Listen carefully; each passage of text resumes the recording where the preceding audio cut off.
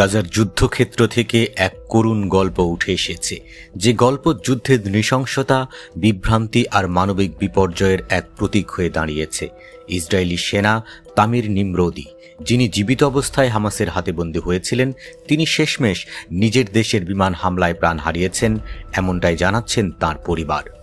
2023 সালের 7 October Israel Gaza যুদ্ধের প্রথম দিন তরুণ সৈনিক তামিম নিমরোদি নিজের ঘাঁটি থেকে প্রতিরোধ যোদ্ধাদের হাতে বন্দী হন।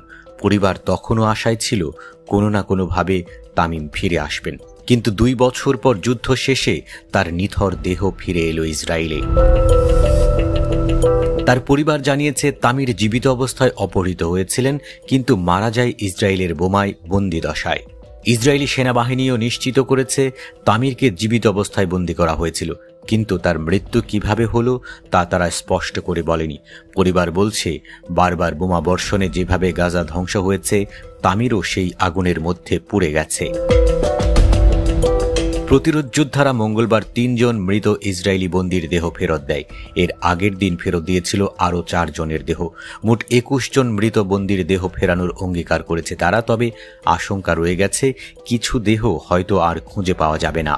একজন প্রতিরোধ মুখপাত্র মিডল ইস্ট আইকে বলেন, ইসরায়েলি জনগণকে বুঝতে হবে তাদের নেতাদের আগ্রাসী যুদ্ধই বন্দীদের মৃত্যুর জন্য দায়ী।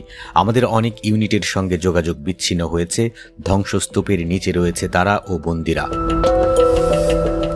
অন্যদিকে সোমবার এক নাটকীয় মোড়ে প্রতিরোধ যোদ্ধারা সবশেষ 20 জন জীবিত বন্দীকে মুক্তি দেয়। মার্কিন প্রেসিডেন্ট ডোনাল্ড ট্রাম্প ঘোষণা দেন যুদ্ধ শেষ। চুক্তির অংশ হিসেবে প্রায় 2000 ফিলিস্তিনি বন্দীকে মুক্তি দিয়েছে ইসরায়েল, আর মৃত বন্দীদের দেহের বিনিময়ে ফিরছে প্রায় 400 ফিলিস্তিন মরদেহও। তবে ফেরত আসা অনেক দেহেই পাওয়া গেছে ভয়াবহ চিহ্ন।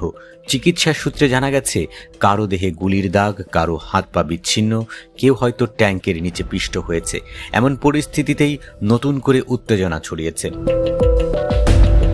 মঙ্গলবার সকালে ইসরায়েল জানিয়েছে প্রতিরোধ গোষ্ঠী দেরি করছে মৃত বন্দীদের দেহ হস্তান্তরে।